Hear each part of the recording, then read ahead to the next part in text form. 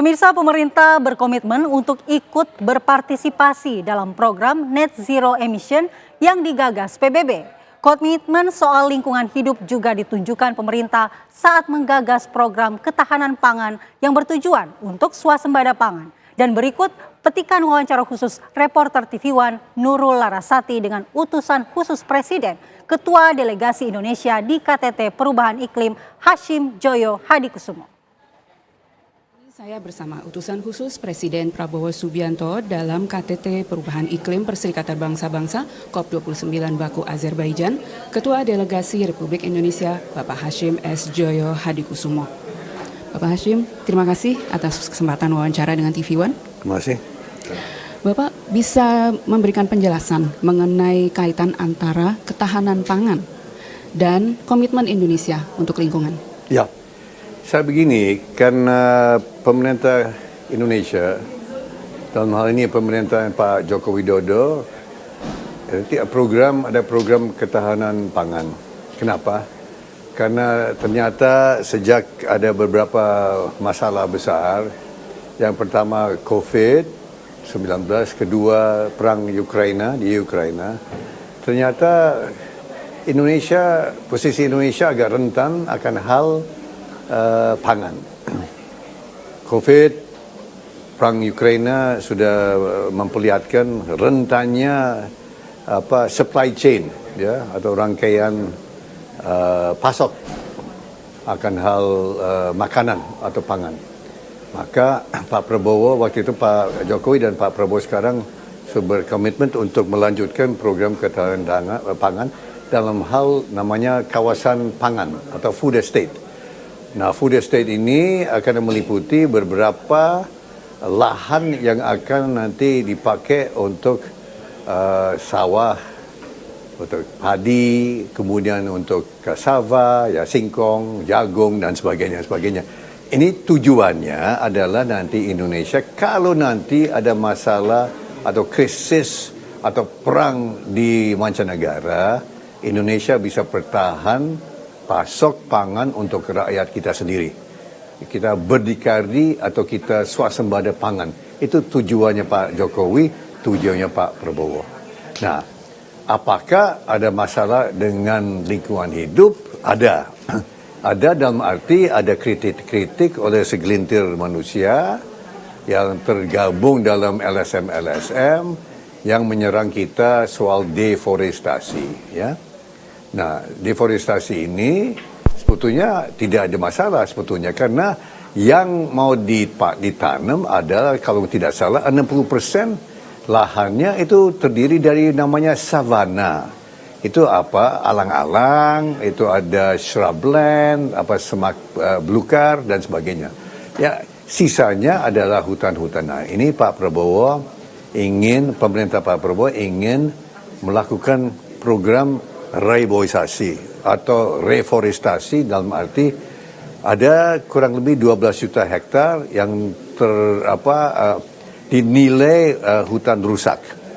Hutan rusak dari apa? Dari kebakaran tahun 82, kebakaran tahun 97, kebakaran hutan maksud saya, ya. Kebakaran lahan gambut tahun 2016. Ini semuanya menyebabkan lahan-lahan kita, ada hutan kita yang terbakar. Nah, ini yang mau kita rehabilitasi atau kita mau reboisasi, kita mau tanam kembali secara tumpang sari. Berarti apa? Kita akan menanam bisa ratusan juta jenis tanaman, jenis pohon dan sebagainya, ya, termasuk pohon-pohon buah-buahan.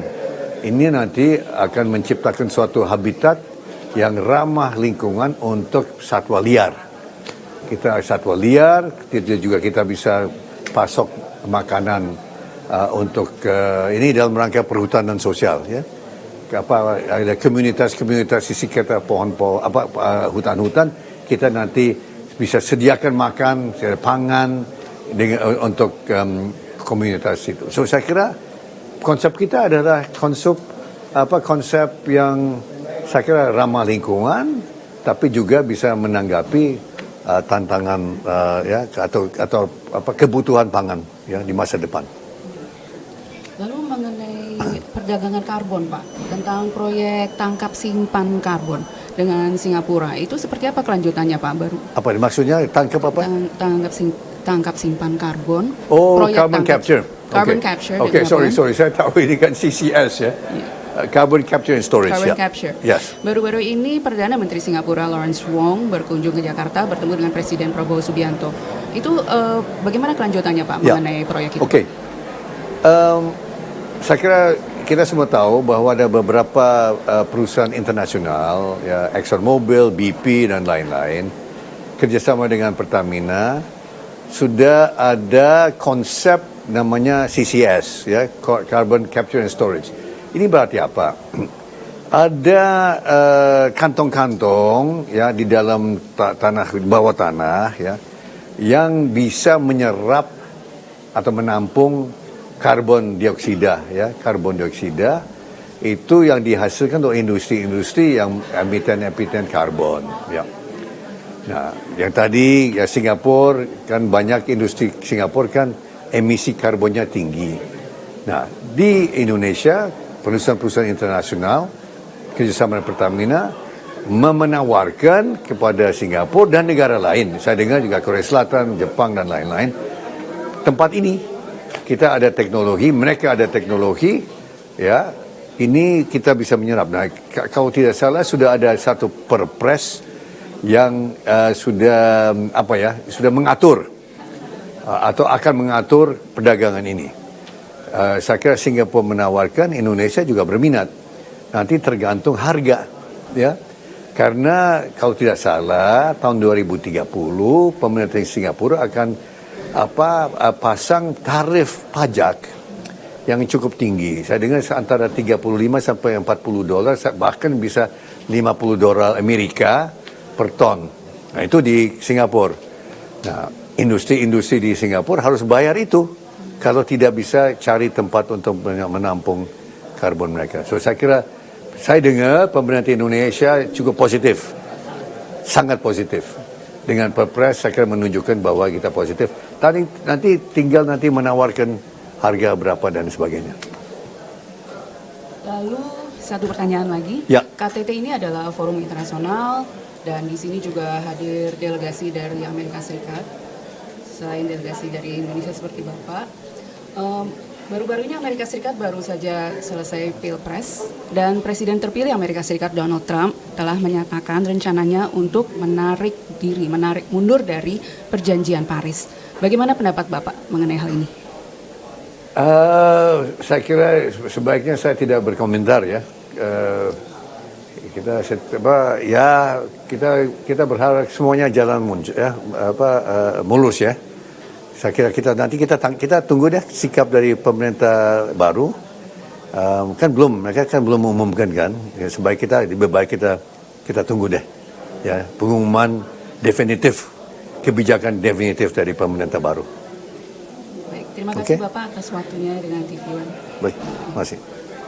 Pemirsa, demikian wawancara saya dengan utusan khusus Presiden Prabowo Subianto dalam KTT Perubahan Iklim Perserikatan Bangsa-Bangsa COP29 Baku, Azerbaijan. Ketua Delegasi Republik Indonesia Bapak Hashim S. Joyo Hadikusumo. Dari Baku, Azerbaijan, Nurul Larasati, TV One mengabarkan.